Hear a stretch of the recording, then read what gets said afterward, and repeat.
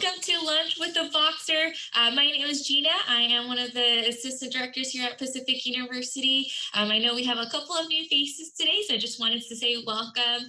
Today's session, again, is going to be on housing and dining. Throughout the session, feel free to go ahead and enter in any questions that you have in the chat box below. If you can make sure to change your name so it reflects the first and last name of who it is, so we can ensure that the correct person gets the answers if we're unable to get to the question today. Additionally, if you are kind of feeling uncomfortable about sending that question out to everybody to read, feel free to send it to me privately. I'm listed as Gina Lee. I'm one of the hosts on this session. So you can read those, send the questions to me, and I'll make sure to read them out loud. Before we go any further, let's go ahead and start with introductions. So Lisa, we'll start with you.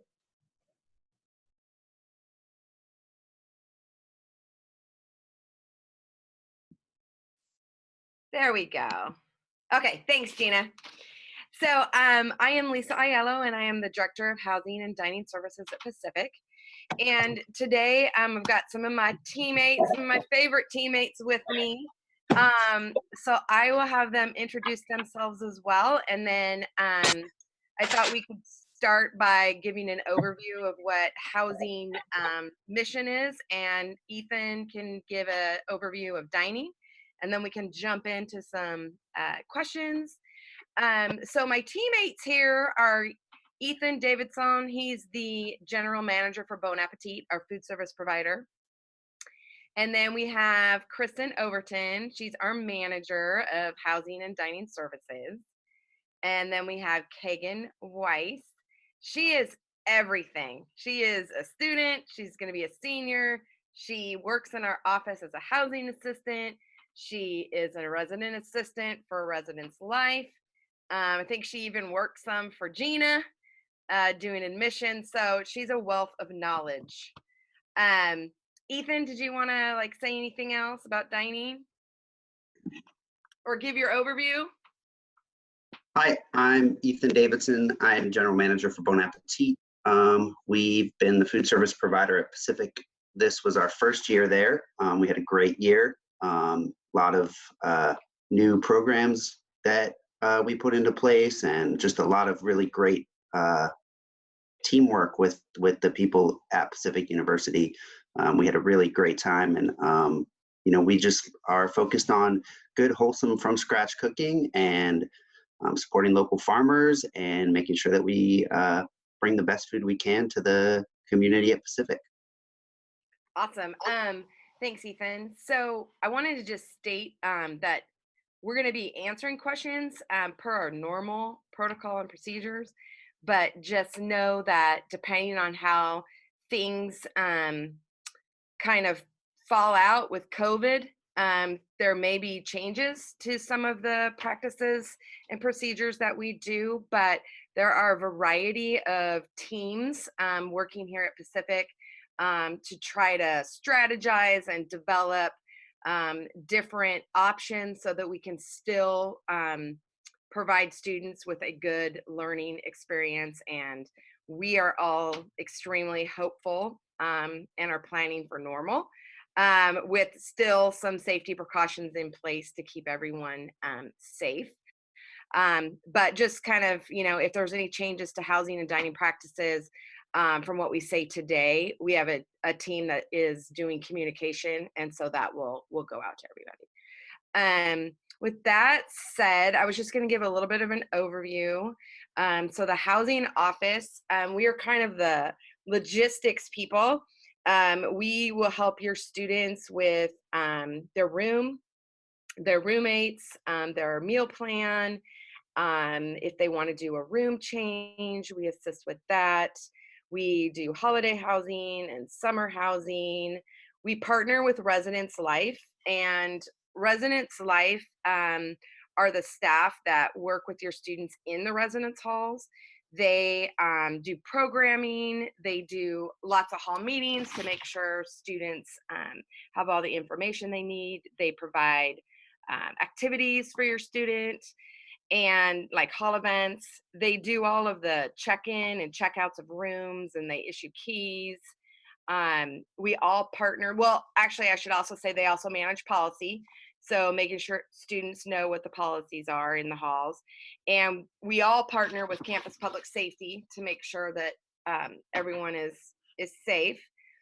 So the step we're in right now for housing is new student assignments.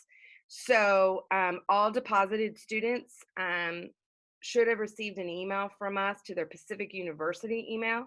So if your student hasn't seen that and they've deposited to admissions, you might ask if they've logged into their Pacific email. That is sometimes the common problem, is they're looking at their normal personal email. So those applications, the encouraged deadline is to Friday, but we accept them all the time. And then we start roommate matching. So your student has the opportunity to pick their own roommate. And we have 2 different sessions for that.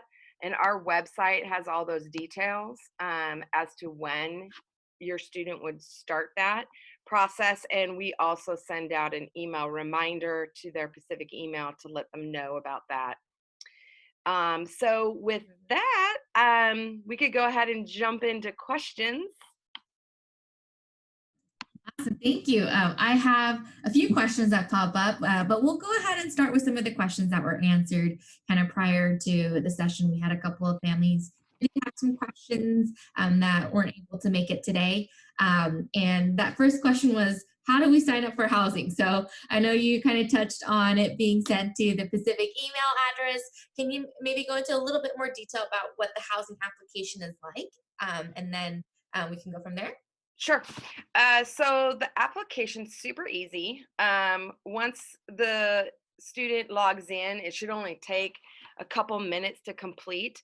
All the personal data is already downloaded from our colleague system. So when they did their application to admissions, the data comes down from that. And then we ask some questions just about things that we find are more non-negotiable, like clean or messy, night or having guests over, different questions like that, that if you're on opposite pages, you're probably not going to find compromise. But other things like is people like to have the TV on when they study and different things like that, those we find are negotiable. So the RAs, the resident assistants, when your student moves in with their roommate, if they find that there are difficulties with that, the RA would help kind of massage that and find a common ground. The residence life staff also does a roommate success plan. So when they first move in, the RA will have them sit down with their roommate and do that. Kagan, do you want to talk a little bit about that? Sure. Can you guys hear me okay? Yeah? Yes. Okay. Yeah, so this was my first year as an RA. But basically kind of what Lisa was saying, we do start the year off with we call them community meetings. So you would meet with either your floor or your entire hall, and we would just basically do an introduction to who we are as RAs. And we go really into our university policy, and then as Lisa was saying, your roommate success plans or your roommate contracts, and that gives you a really great opportunity to actually sit down and have that one-to-one conversation with your roommate, especially if there's someone that you had never met before, because that's very often the case, is that you're going to be rooming with someone that you've never met before. You're from a different state. And so it's a really great opportunity to get to know each other's personalities, each other's pet peeves, what they like, what they don't like. And it's a really great opportunity.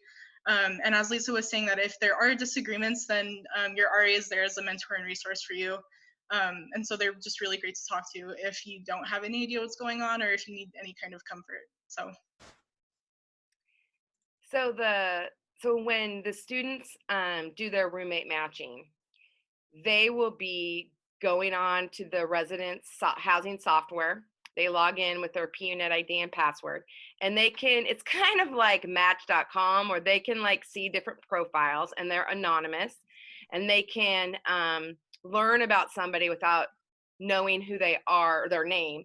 And then they can email them. There's like a link to send them an email to learn more about them if they're interested in being roommates. And then it's up to them to decide when they want to share their name. And if they decide to be roommates, then there's instructions on how they pair up in that system.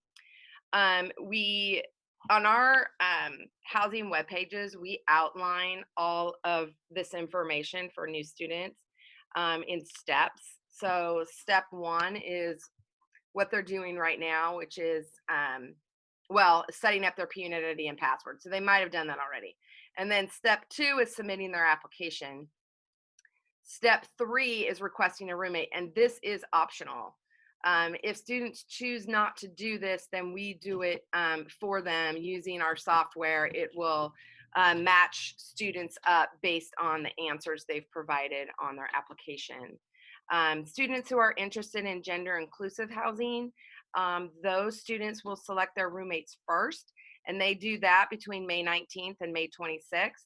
And then students who are not participating in gender inclusive housing, they will do theirs between May 28th and June 10th. And then for the rest of that month, the housing office will do roommate assignments. And then the billing that we do for the business office, that continues into July. And then around July 15th, the students will be emailed their information about what room, and if they don't know their roommate yet, their roommate information. So we've got a number of questions popping up here. And the most popular one so far is, what if you are a student athlete? I know they've been told by coaches that they're going to be paired. How does that work? And what do they have to do if they have to do anything differently? Sure. So any athletes do this exact same thing that I just described. However, some of the coaches do like to kind of decide like who they think should live together. If the students decide to go that route, their coach will be in communication with them. Everybody has a roommate code. So like if I wanted to live with Gina, I would give Gina my roommate code and Gina would give me hers, and we would pair up. That roommate code, when you log into your account in Residence, it's located in the upper right-hand corner. And your coach might ask for your roommate code, and they might say, hey, I want Lisa and Gina to live together. They're both on the tennis team. Gina would then put the code in that the coach told her to, and I would put the code in that the coach told me to. So that's the only difference, is the coach is manipulating that piece, but the students still have to go in by all the housing deadlines and type in that roommate code. Awesome, thank you. Sorry, I'm trying to filter through these questions and see if we can kind of lump them on. One of the questions that we did have is, how many roommates can you have as an incoming freshman student? What is kind of the typical room layout for housing? Typically, first year students get a double room in Walter, McCormick, or Cascade. So you're likely to only have one roommate. Is there a way for them to meet their roommate before they move in? That would be up to them. They'll get their information in July, around July 15th. And so if they decide offline to connect, maybe do a Zoom meeting or something, yeah, they can definitely do that. Awesome. And the other question that's popping up here is, if you want a single room, maybe because it's hard to sleep with other people around, but you can't get a therapist note to get the single housing. But we know every year we have students who prefer single housing. How does that work? Yeah, they're very popular. There is a box on the housing application that states you're willing to pay extra if you can obtain a single room. So I would advise you to check that. And then, we'll do our best to make it work. Although we don't have a lot of single room options. If we're not able to do it when you first move in, there are opportunities for room changes during the year, and rooms do open up. So it's possible that you could get one later if you don't start in one. Awesome. And are there apartment style dorms on campus, and how do we get into those? We do have apartment style residence halls. They are for upperclassmen. So if you are a transfer student coming in, you have to be 19 by the first day of classes. You can also check a box on the application that states you're interested in an apartment, and we will do our best to get you assigned there. And then if you're a younger student, you'll have that opportunity your sophomore, junior year. Thank you. And I think, Ethan, this might be a question for you. How does dining life work? How many swipes does a student get per semester? And can the swipes be used at Starbucks? So could you go into a little bit of an overview of how dining is like at Pacific? Sure. So there are 4 meal plans, and then there's a few other commuter meal plans that are based, more on people that aren't going to eat every single meal.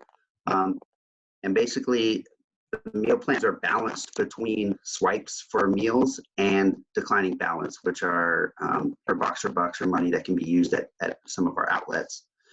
The easiest way to explain it is the more meals you have, the less declining balance you have to use.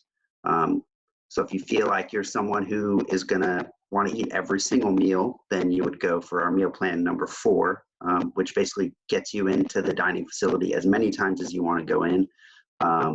But then you have less money to spend at.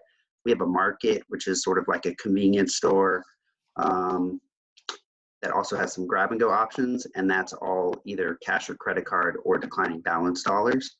Then we do have Starbucks, which is also based on declining balance dollars and cash and credit card, as well as Starbucks gift cards are able to be used there as well. So it's really just a balance between, what you want the most. You can always use declining balance dollars to get into the cafe, to the main cafe. So that's also an option to get less meals, more declining balance dollars. And then if you run out of meals, then you can use your declining balance dollars to get into the cafe. That's the easiest way to explain it. So yeah, the more meal swipes you get, and the meal swipes are only usable in the cafe. At this time, there's no other place to use those meal swipes. Awesome, thank you. And we are getting plenty of questions right now, and normally I try to organize this so everything is easier to answer, but I think today, just because of the volume of questions, we're just going to jump around from every topic. So I do apologize if it's kind of hard to follow. So we'll just start from the top. It's the COVID response, right? It's we announced that we're going to be open for fall. What is housing doing, and what are we doing to kind of, precautions? Any precautions that we have? What are we doing? And we'll kind of start from there. Well, that's a rough question. It's all over the map.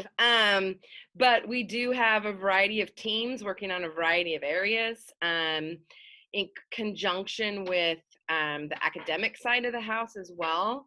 There's discussions all over the place from, when it would be appropriate for people to be wearing masks, how the classroom setups will be to provide safety, how often things are cleaned.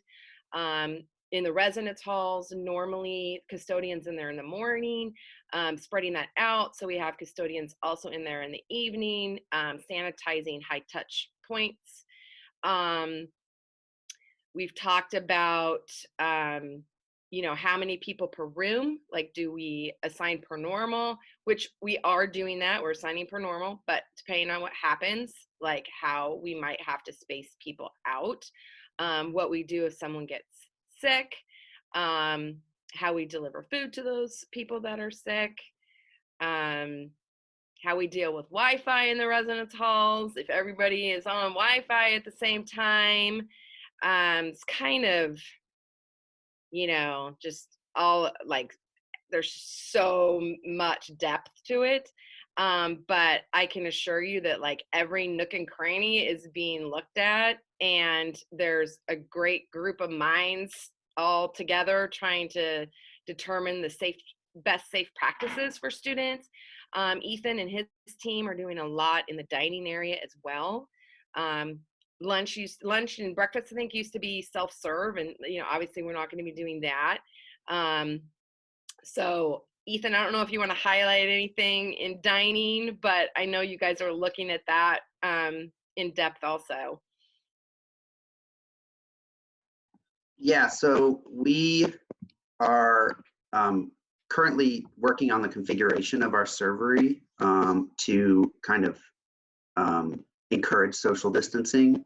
We've set up our service lines so that it removes, a lot of that person-to-person contact. We'll be doing a lot of plating our items ahead of time and having the plates ready to go and ready to grab, so there's not a lot of mixing of utensils and service utensils and people touching. We also have plans to increase our number of staff members that are out in the front area, also sanitizing high touch points, and just ensuring that things are safe. We have PPE, personal protective equipment, ordered for our staff, so there will be masks worn by the people who are serving food. We always wear gloves, so that's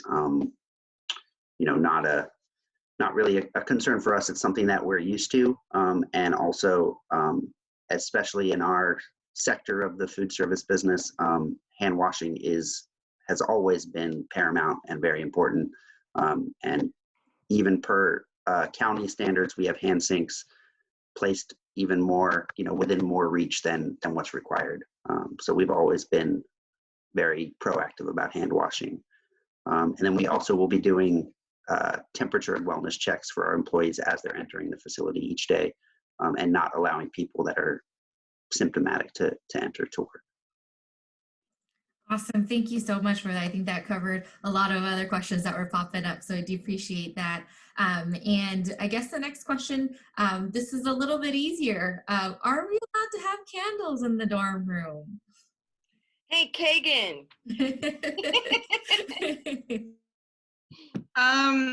So the answer is generally no. You can't have candles in the dorm room. However, there is a special circumstance where you can have candles, but you have to clip the wicks. We don't allow any kind of open flame in the dorm room, and even for like apartments that have like stoves and ovens, they're all electric, so there's no flame in the dorm room whatsoever. If you do like having scentsy stuff in your room, I would recommend getting like a wax melter, because those also smell really good, and those are allowed in dorm rooms.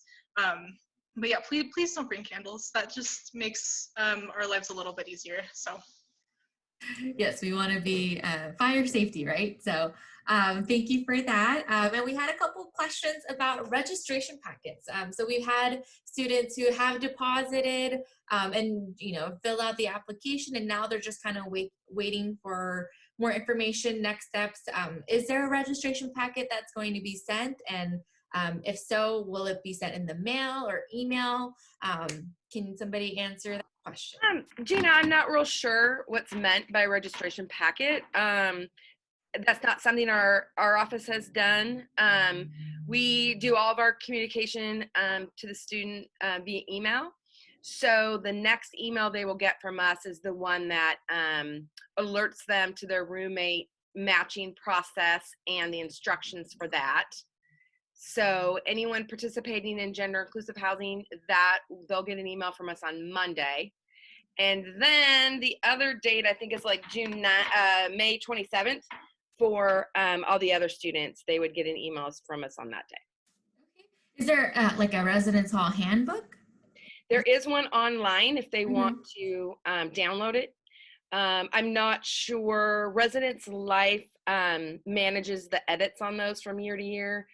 I kind of doubt that it's been updated for next year yet, because we just closing down the semester over here, but it should be within the next month or so. And I should highlight our web pages, because if you haven't been on those, there's a lot of information on there that is helpful. Even if you just went to the frequently asked questions page, that has a lot of good information, rate information, what to bring list, what not to bring, all that information you can find on the frequently asked questions page. Awesome, thank you. So I'm taking notes right now. So in the follow-up email that we send out to everybody with the recording of this link, we'll also ensure that we provide those links in that email so you guys can just kind of click straight into that. So another question, and a few popped up after you kind of mentioned it. Can you explain exactly what is gender inclusive housing? I think there are some confusion with what exactly co-ed versus gender inclusive and what all that means. Okay. I think I'll just read the definition because the definition, depending on the institution, might be different. So on our website, we have that information up there as well. Gender inclusive housing allows students of the same gender, opposite genders, or other gender identities to live together regardless of gender assigned at birth.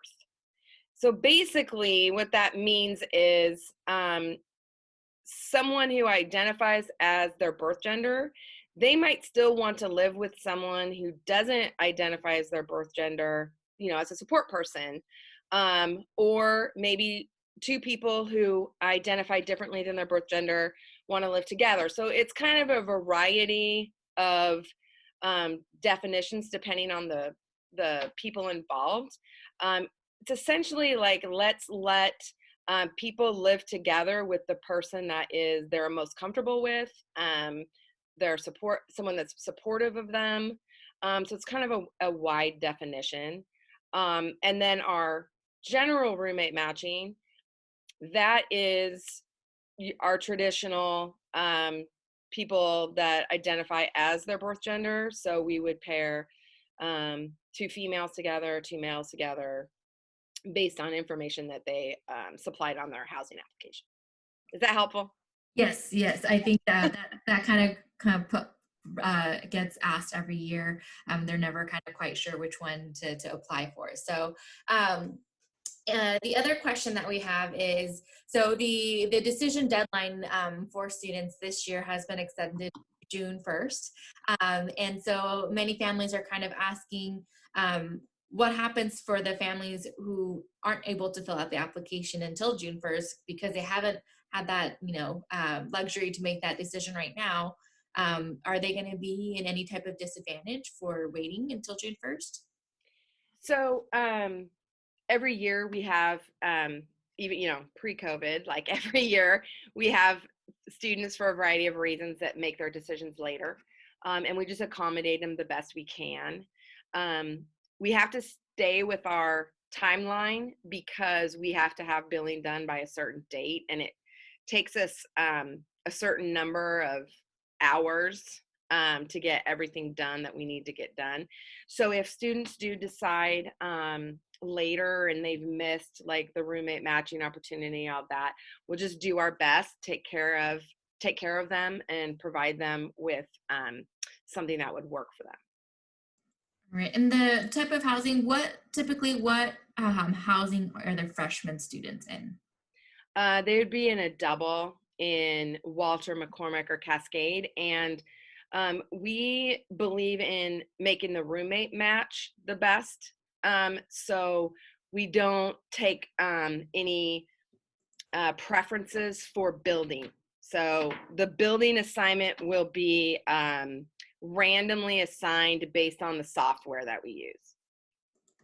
All right, thank you. And I know that's a question that happens every year. There's a residence hall that they see when they're visiting campus. And we always tell families the kind of the novelty of where you live wears down versus who you live with. And so I think housing does an amazing job of actually finding a lot of friends who kind of click right off the bat. We hear so many success stories. So thank you for that. It looks like they're just trying to figure out what the differences between the dorm rooms are. I guess like the layout of it, there are a lot of questions about, how does it look? Are we able to see the inside of a dorm room before we move in? I think for planning purposes and decorating purposes, if there is a way for them to view their room prior to moving on. We unfortunately we were not able to offer people to see their rooms in advance. They're all a little bit different. I mean, McCormick, all the rooms are even like shaped a little bit differently. It's an older building, but they're all like the amenities of them all are all the same. Kagan, do you want to add anything about differences between Mac Walter and Cascade or room layout? I mean, it's basically what Lisa was outlining. Doubles will all have the same thing, so you're not gonna get like someone living in Walter isn't going to get a better experience just because they live in Walter versus someone who lives in McCormick. So I think that's kind of like the great thing about those individual like residence halls is that everybody has the opportunity to have the same experience. So I know that a lot of people might be worried about like, oh, I have too much stuff, or you know, like, oh, my friend gets to live in Cascade, but I don't.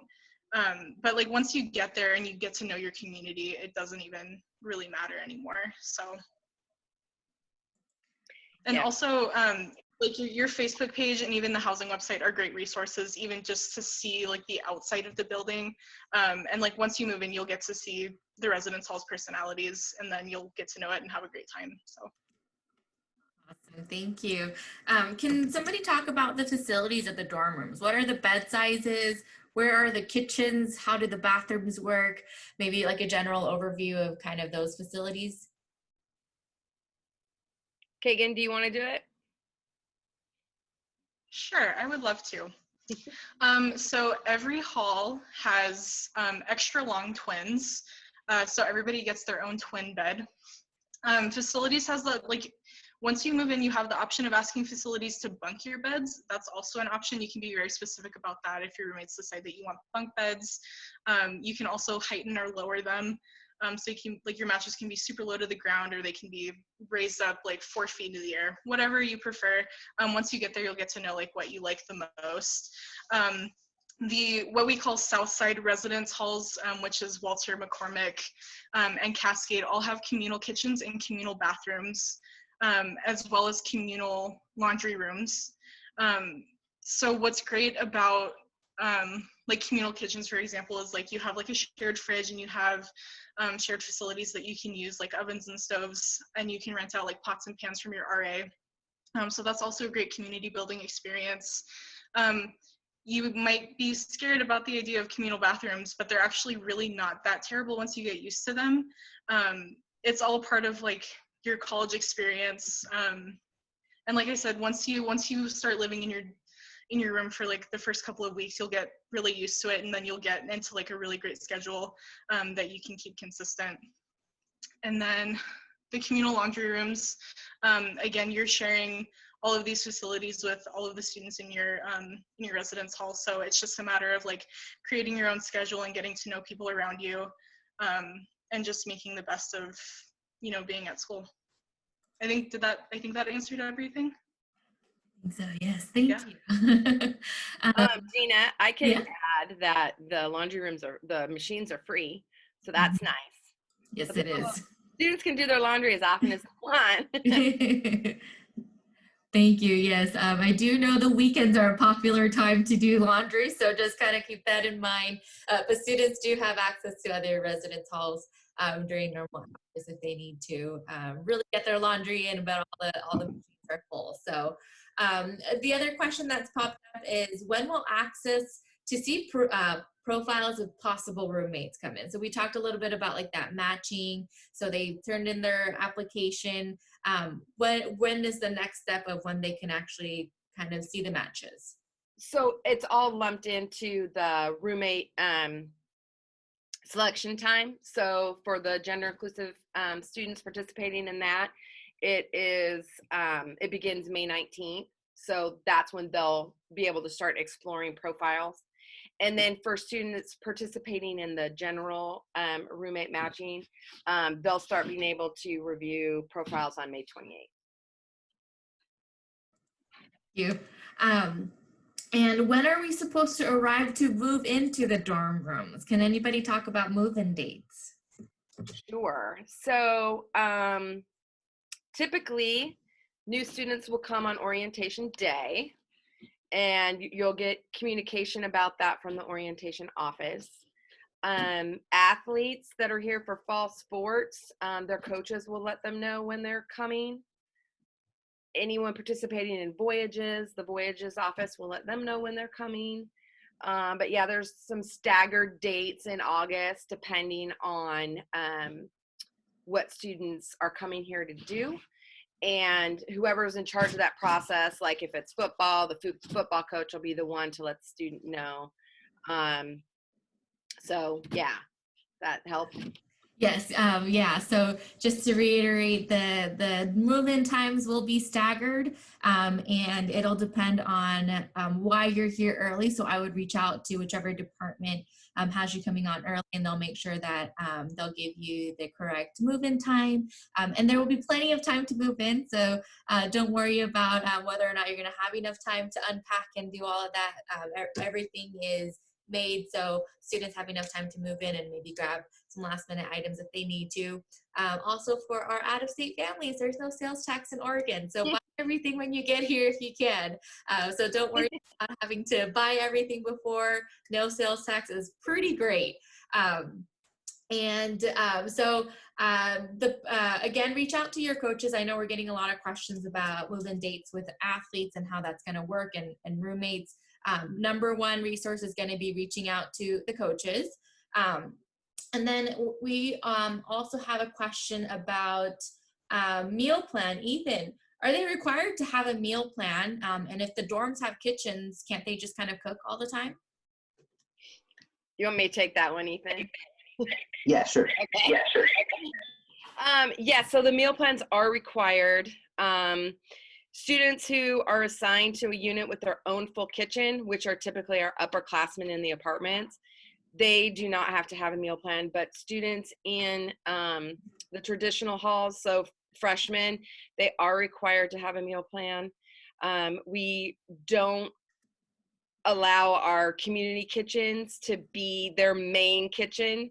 If, like, for example, everybody in Walter Hall didn't have a meal plan, you can imagine what chaos and filth there would be in that kitchen. So those kitchens are really just meant for opportunities for people to make snacks, maybe, you know, do a team dinner, partner with some friends, do a social activity, but they're not meant for supplying everybody with all their meals.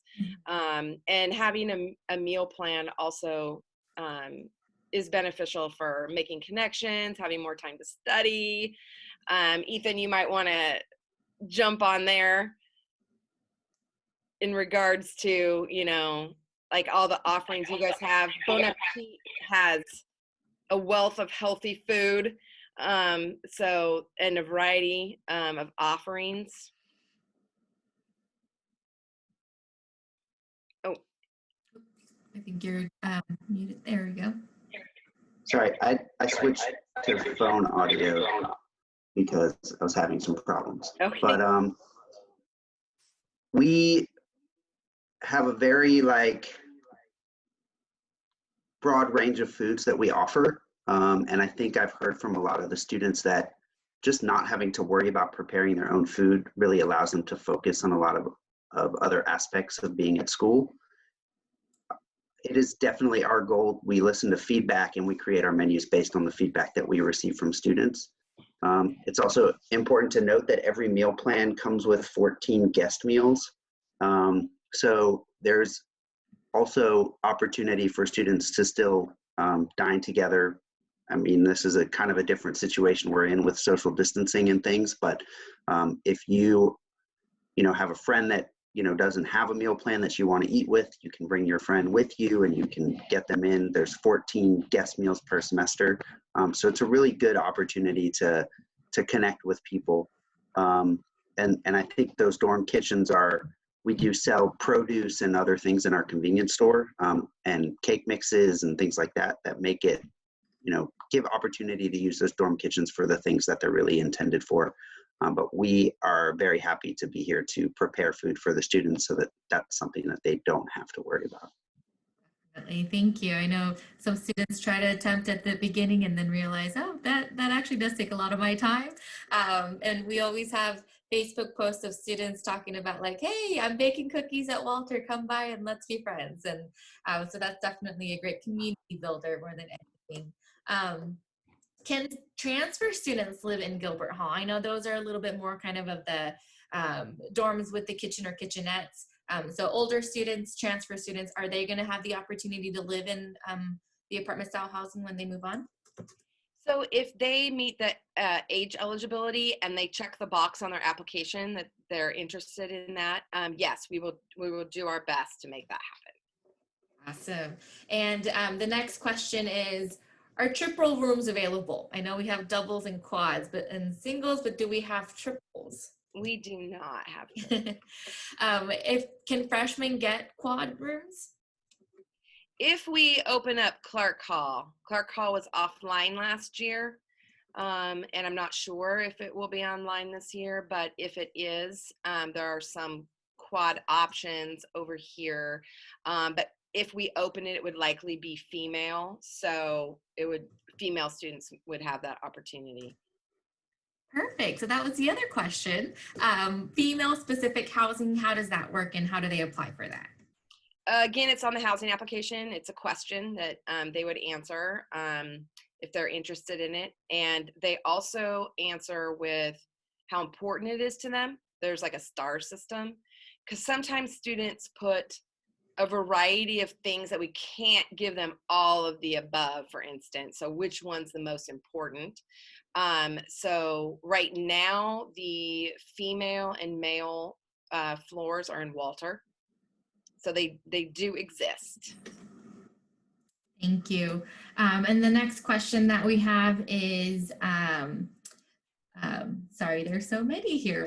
Let's go with declining balance. Is that available at nearby restaurants? I know Pizza Schmizza used to accept the declining balance. Is that something that they're still able to use off campus, or is it just at the Grove Market?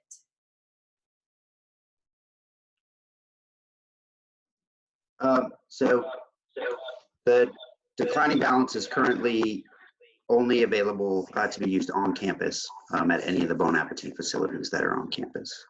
Awesome, thank you. Which includes concessions at athletic events. Oh, that's awesome. So you can get food at the sporting events. That's great. What are the dorms that are typically more popular among students than others? So that question, I think it's more kind of what they want to get into, but again, we kind of answered that they don't really get to choose which dorm room that they get into. But is there one that kind of most students want to get into over the other?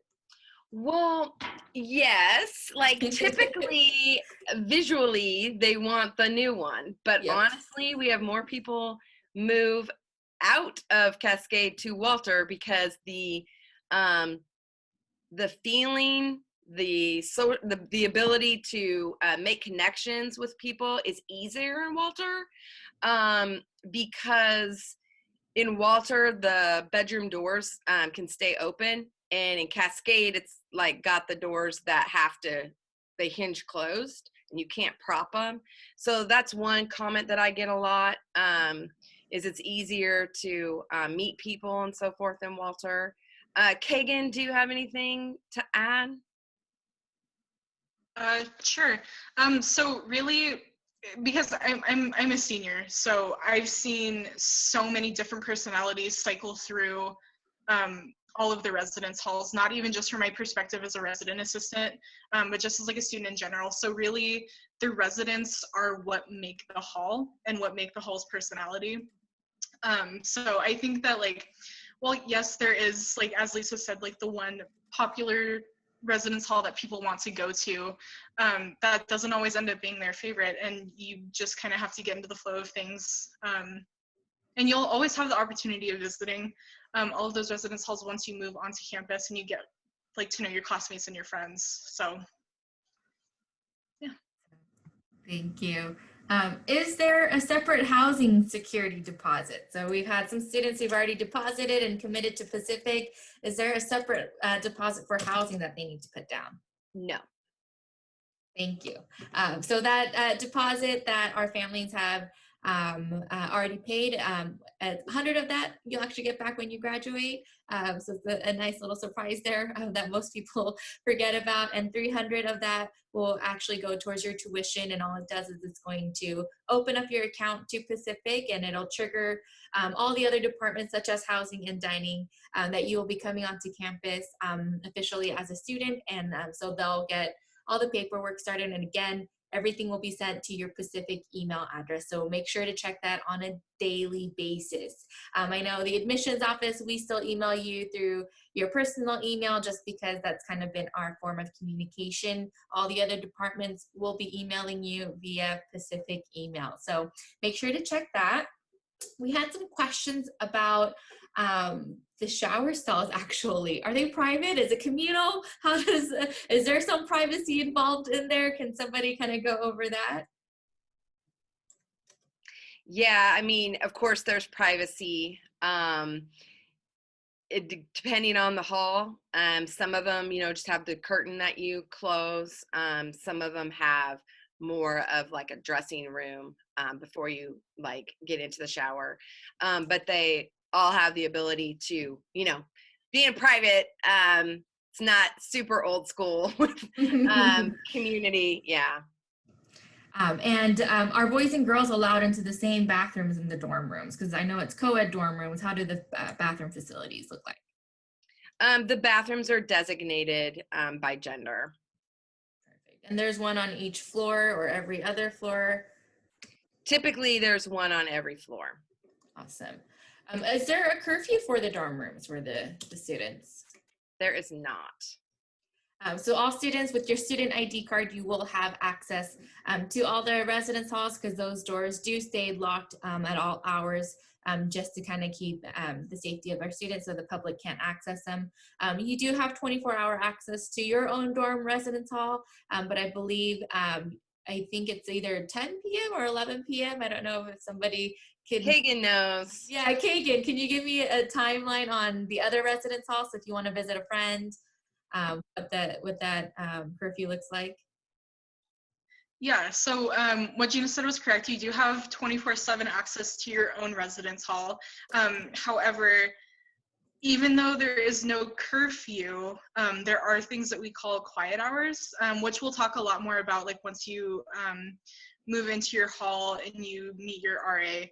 But basically your access to all of the other residence halls are reflective of quiet hours. So for example, Sunday through Thursday, you will no longer have access to other residence halls after 10 p.m. And then Friday through Saturday or like Sunday afternoon, it would be midnight. So like I said, once you meet with your RA and you have like your first community meeting, that'll make a lot more sense. But that's just kind of like the basic timeline. Awesome, thank you. And some of the things that are allowed in the dorm rooms and aren't allowed in the dorm rooms, again, we have a to-do list for What to bring. to bring, yeah. So mini fridges are okay, and the size specifications, generally the mini fridges that have the 2-door with the separate freezer tends to be a little bit too tall.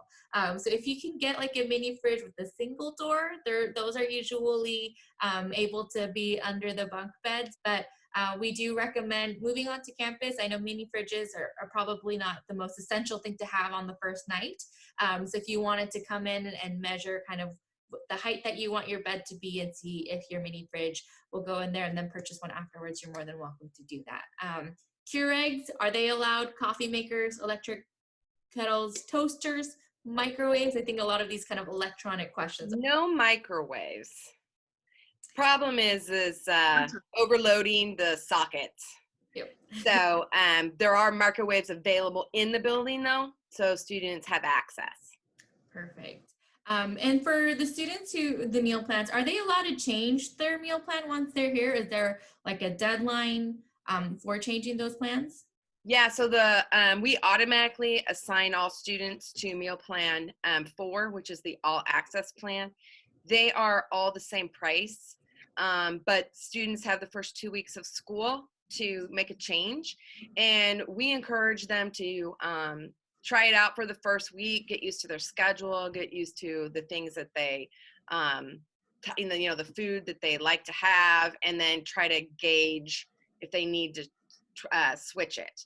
For instance, meal plan 4, which is the one they're assigned to automatically, it has less declining balance, but is all you can eat meals. So if they determine like, oh, I really like to go to the market and get sushi every day, they're probably going to want more declining balance and less of the all you can eat meals. So once they kind of figure that out for themselves, they can do a change. They just come into the student life office and they'll just fill out a form, and then we'll make the adjustment. Awesome. And the pricing in the Grove, I know that's a question that popped up. Is it kind of like the regular pricing, or is there a specific like student type of pricing that we have for the convenience store?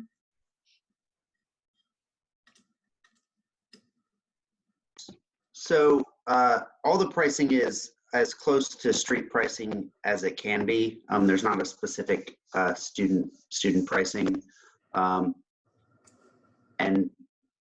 we just it's as if like if you were to go to the convenience store up the street. But what's important to realize is that it is a convenience store, so the prices are often higher than grocery store prices, but they're usually in line with like if you were to go to a 7-Eleven or other type of convenience store. Perfect. Thank you. What happens if there are like dollars left over or meal plans that are left over at the end of the semester or school year? Can they be reimbursed? Do they get rolled over? At the end of the fall semester, any of the all you can eat meals, the block meals, they do not transfer. So students do want to use those.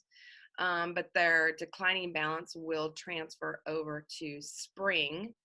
And then at the end of spring, is it $100, Ethan, that transfers to fall? Well, it depends. So any declining balance that was purchased that was like lumped into the meal plan at the end of the academic year, then so I think is $100 can roll over. But any box or buck, so that's money that you may have added on your own. As long as you're returning as a student, that money should stay applicable to be used, to the next academic year. Awesome. Thank you so much. And then the other question, I think we might, just because of the timeline, we might have to start winding down here, but there are still a lot of questions, and I do apologize if we weren't able to get to them today. We'll make sure that I'll follow up with you via email and email you guys individually the answers to your questions. So one of the questions is, how long should parents plan to stay through the weekend if they want to do like the move-in, and how are parents allowed to stay in the dorm rooms? I think that was another question that popped up here. We don't encourage parents staying in the residence halls, mostly for courtesy of the roommates. There's only certain number of beds, but there are local hotels in the area. As far as how long to stay, I think I would defer that to orientation. Mm-hmm. Yeah, which is a perfect segue, because we actually have parent sessions coming up. We have one on this coming Sunday, and we also have one on the following Monday, and then we have one on the Tuesday after Memorial Day. So I'm actually going to send a link in this chat here for you to go on if you wanted to. Click on that link. It'll tell you the dates and times for those parent sessions. But again, I'll make sure to add all of these links in the email in the follow-up that we send to you today. We'll make sure that everybody gets that information. And the last question, I know this is a question that pops up every year. What if you don't like your roommate? How do they have to live with them? What are some of the options for students who might not get along with their roommate? So we offer room changes fall semester and spring semester. They don't start until after 2 weeks in. We like students to have an opportunity to, do that roommate success plan, work with their RA, and then if they really determine like this is not gonna work out, we have a 4-week room change period where they can view available rooms at that time and apply to change, and we automatically email every student prior to that process starting, so they have those instructions in case they want to take advantage of it. Perfect. And then last question here, what are the dining hours for students whose schedules are kind of all over the place? Are there specific dining hours? Is it closed throughout the day? And what does it look like on the weekends? I can speak real quickly to the dining hours from last year. I just will caution to say that because of COVID and new protocols that are being put into place, these are not set in stone. But last year, the Pacific Cafe, which is where you use your meal swipe, was open for breakfast Monday through Friday from 7:30 a.m. until 10 a.m. Then we closed for an hour to switch and open for lunch, which was 11 a.m. until 2 p.m. And then we opened for dinner from 5 p.m. until 8 p.m. On Fridays and Saturdays, dining closes at 7 instead of 8. And there's no full service breakfast. It's more of a brunch dinner schedule. And brunch runs from 11 to 1:30 on those days.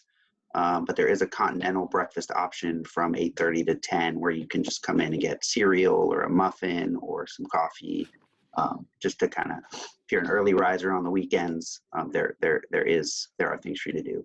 And then Starbucks is open at 7:30 in the morning, Monday through Friday, and then opens at 9 on Saturdays and Sundays. And then the market opens at 10 o'clock Monday through Friday, and then was open until midnight on Sunday through Thursday until 10 on Fridays and Saturdays.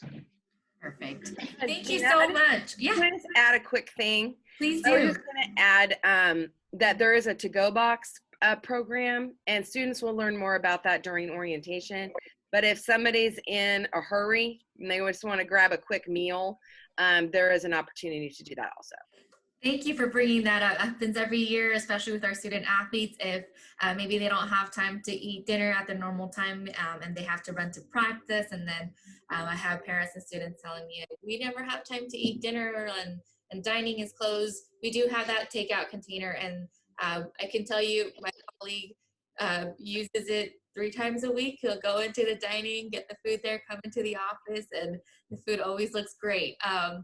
Thank you, everybody, for joining us today. I know there were a lot of questions that we didn't get to, and I actually did have a parent ask to see if we can maybe have those Q&A questions that weren't answered sent to everybody. So I will make sure to go through that. I'll work on that today if I can, and just try to have a huge list of all the questions that weren't asked, and then I'll have an answer, and then we'll just send that out to everybody. So we'll ensure that all the questions get answered. If there are any additional questions, reach out to your admissions counselor. I'm one of the admissions counselors as well too, so you can reach out to me.